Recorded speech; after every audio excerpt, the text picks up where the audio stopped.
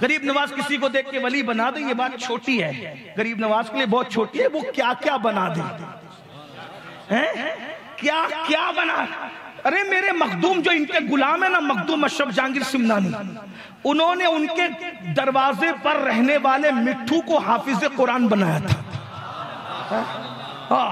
ان کا غلام ہے نا میرا مرشد، میرا مخدوم، طوطے کو حافظ قرآن بنایا۔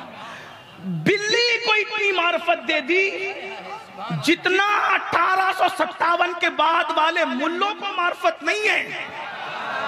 اشرف سمنا کی بلی کو اتنی معرفت تھی، روزانہ جتنے مہمان آتے تھے باورچی بلی کے پاس آ کے کھڑا ہو کر کے سنتا تھا یہ کتنی بار آواز دے رہی ہے، جتنی بار آواز دے گی اتنے مہمان آئیں گے، اس سے زیادہ نہیں آئیں گے۔ ایک بار ہو ایسا گیا کہ جتنی بار بلی نے چلایا، تمہاری بلی نہیں، یہ میرے مخدوم کی بلی ہے۔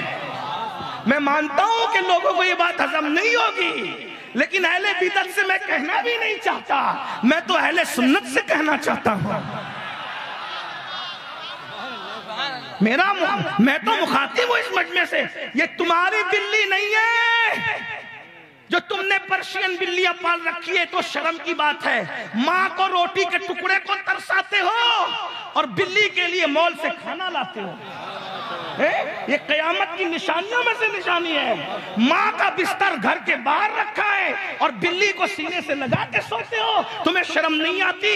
یہ وہ بلی نہیں ہے، یہ وہ بلی ہے جو میرے مخدوم کی بلی ہے۔ ایک دن بلی نے آواز لگائی اور اس سے زیادہ مہمان آ گئے، باورچی پر مخدوم صاحب نے گھورا لوگوں کو بتانے کے لیے کہ ہمارے مریدوں کو ناپ تول نہ کیا کرو، ہمارے دروازے پہ جانور بھی بڑے ہوشیار ہوتے ہیں۔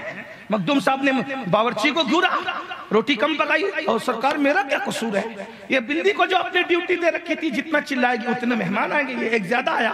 مخدوم صاحب نے کہا تو نے گڑبڑ کی بلی، پہلی تو بلی باتیں نہیں سمجھتی نا، لیکن یہ میرا مخدوم ہے، بولنے والا مخدوم، سننے والی مخدوم کی چپ۔ خانقاہوں کی بلیاں ایسی ہے، خانقاہوں کے مخالف ملے ایسے نہیں ہیں جیسے خانقاہوں کی بلیاں ہیں، اس لیے خانقاہوں سے جڑے رہو۔ لوگ اسی لیے خانقاہ کی مخالفت کرتے ہیں کہ خانقاہ میں جانور بھی اتنے سنورتے ہیں۔ یہ بات میں تمہید کے طور پہ کہہ رہا ہوں، آگے مجھے ابھی تو آدھا گھنٹہ ہو گیا، آدھے گھنٹے میں پوری محفل پڑھ دینا ہے، بہت جلدی پڑھ دوں گا، بہت دیر نہیں، امتحان میں نہیں رکھوں گا، لیکن میں بات کرنے لگا ہوں۔ مخدوم کی بلی نے آواز لگائی، مہمان ایک زیادہ، وہ بلی سارے فقیروں کی گود میں آ کے بیٹھی، اس کو دیکھا سونگا، آگے بڑھی اس کو دیکھا سونگا، آگے بڑھی اس کو دیکھا سونگا، ایک گود میں گئی اور جا کر اس پہ پیشاب کر دیا۔ مخدوم کی بلی نے پیشاب کیا تو اس نے کہا میں بھی فقیروں میں ہوں، اللہ والوں میں ہوں، مجھے بھی کھانا دو۔ مخدوم صاحب نے کہا اٹھو، تم مسلمان نہیں ہو۔ یہ بہت بڑا جملہ میں نے کہا، یہ محسوس کرنے والے، اگر میں لوگ کو کہتا ہوں کہ یہ بات خانقاہ میں کہتا تو لوگ اٹھ کر کے رقص کرتے، لیکن یہ خانقاہ ہی ہے، ان کی چوکھٹ سے بڑی خانقاہ کون سی ہوگی بھائی؟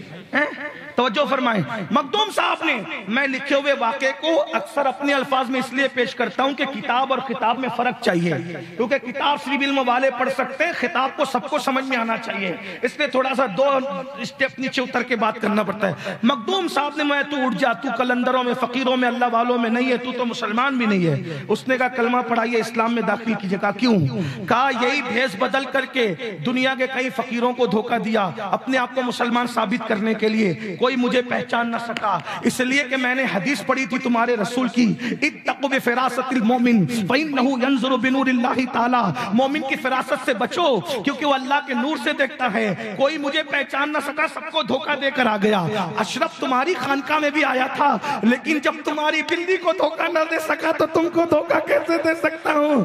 میرے بھائیوں ذرا غور کیجئے، یہ اشرف سمنا کی بلی ہے۔ ایک مرتبہ سانپ چلا گیا دیگ کے اندر، لنگر کی دیگ میں سانپ چلا گیا.